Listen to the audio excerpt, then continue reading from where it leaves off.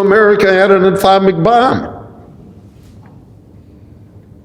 You know, the famous joke in American politics was that a mother had two sons. One went off to sea, and the other became vice president, and neither of them was ever heard from again.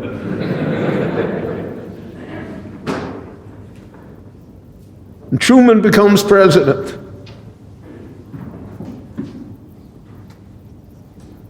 In 1917, Truman had enlisted in the American Army and fought in the First World War when the United States entered. Truman had a good friend in the Army, a Jew, a man by the name of Eddie Jacobson. Eddie Jacobson, you know, not a particularly impressive figure in world history. Now Truman is president.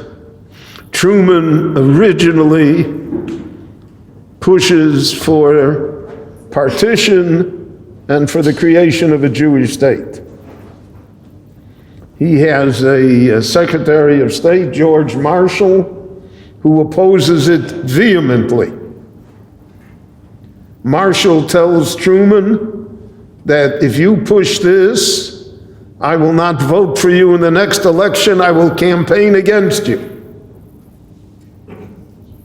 And Marshall is the great American hero, and the general that won the Second World War.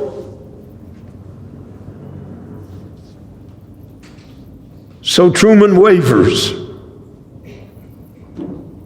and the entire project of a resolution establishing a partition and a Jewish state is now in doubt.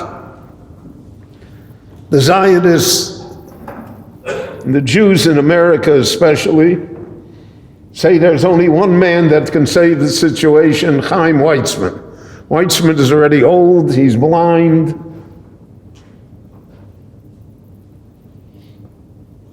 But they say if Weizmann will go to Truman, he'll convince him.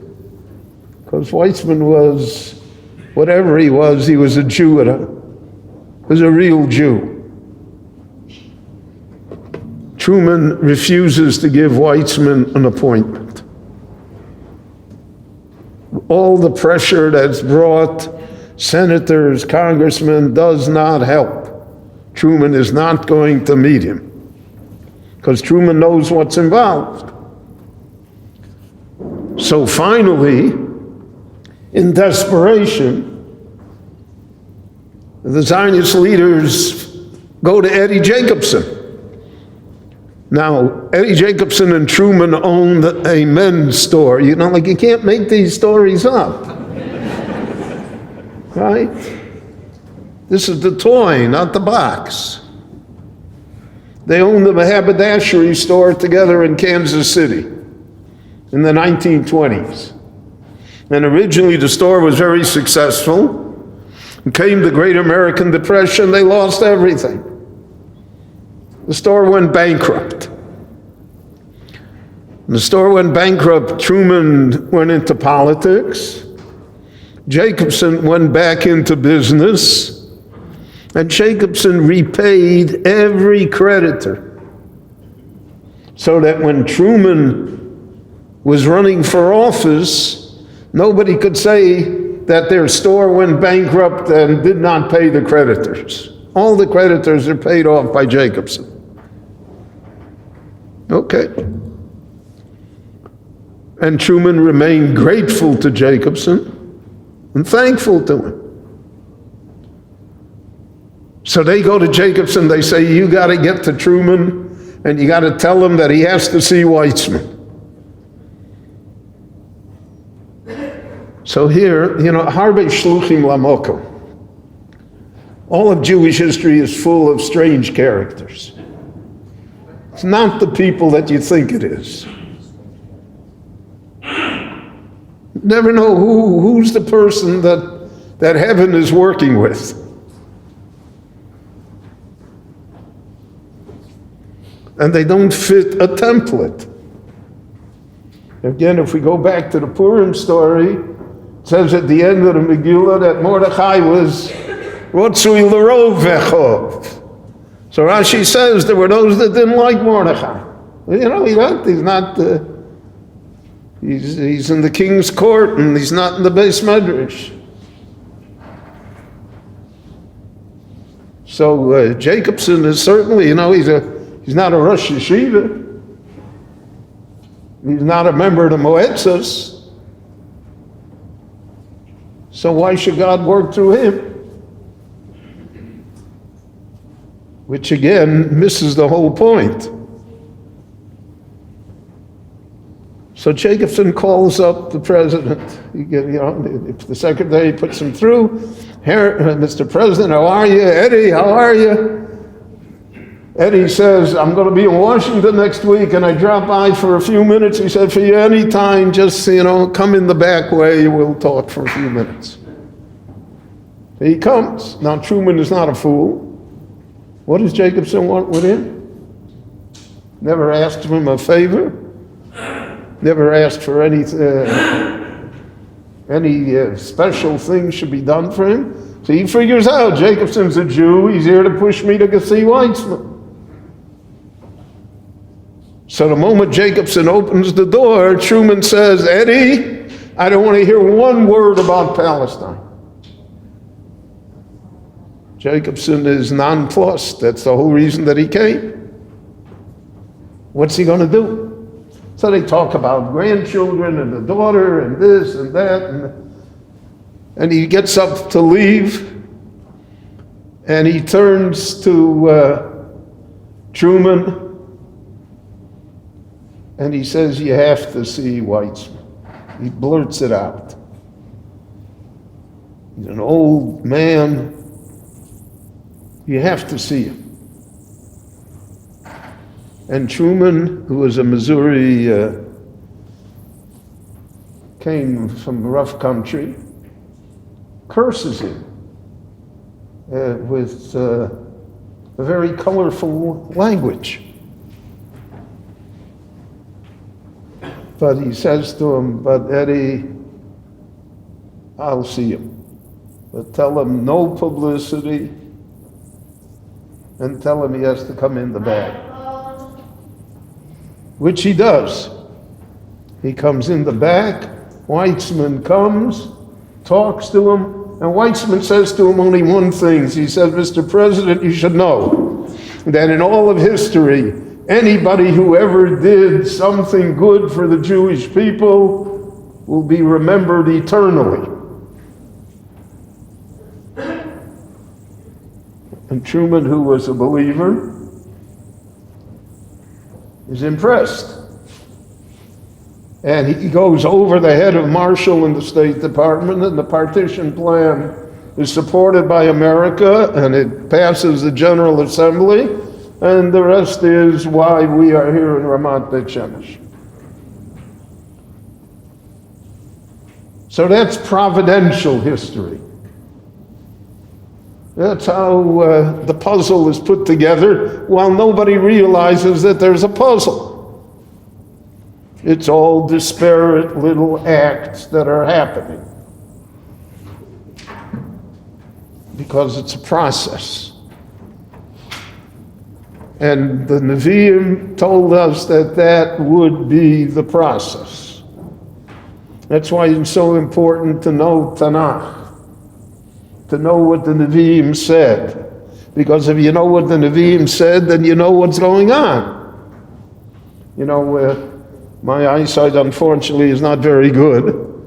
So I have a dictating app on my computer that allows me to write. I speak to the computer, and it writes it. The only thing is it's not 100% accurate. Sometimes it has humorous mistakes. And it's also anti-Semitic. Because whenever I say the prophets of Israel, it spells it Profits.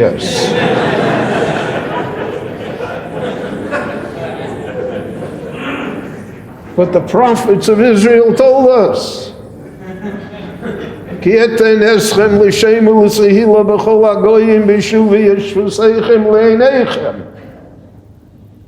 You'll see, I'll bring everybody home.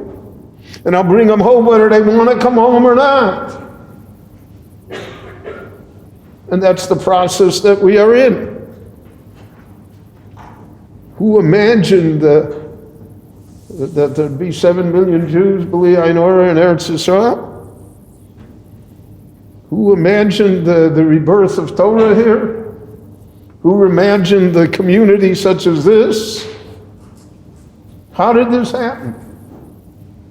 So we can look at it and say, it was planned, it was financed. Every one of us has a story how we got here. But that's the box, my friends. The overarching story is V'shuvi yeshvuseichem leinechem, Amar Hashem, the Novi Tzfanya says. So we should look at it in terms of providential history, in terms of the great process that we are part of, that each and every one of us is part of. And that each and every one of us, there's nobody extra here. Each and every one of us is the actor. In the Jewish world, there is no audience. I tell the story that there was a certain community that had exactly 10 men. They had a minyan every day. You didn't feel well, they went on vacation. No, every day there was a minyan. All 10 always showed up. And then the Lord blessed them that once an 11th family moved into town, and the next day there was no minyan.